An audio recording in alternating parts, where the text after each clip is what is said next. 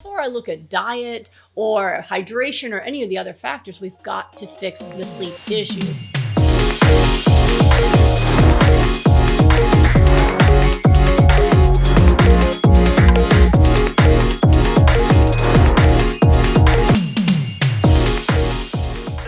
Thank you. You're so welcome. All right, I'm going to send this off to you, okay? Okay. All right. Thank you so much. Sure Dr. thing. Goldner.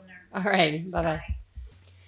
You know, one of the major issues that people come to me for is chronic fatigue. And chronic fatigue is really a really broad issue, right? It can be caused by a lot of things. But the major issue is just a constant feeling of being exhausted.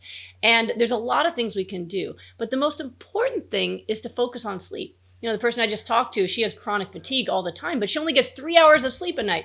So before I look at diet or hydration or any of the other factors, we've got to fix the sleep issue. So if you're having trouble with sleep, I really suggest you look into something called sleep hygiene. You can find a lot of information online where you can work on ways to improve how much you sleep. Listen, if you're getting less than 7 hours of sleep a night, you're not going to be able to do all the repair work your body needs to get better. So I'm not surprised when somebody sleeps very little and then they've got a lot of pain and inflammation.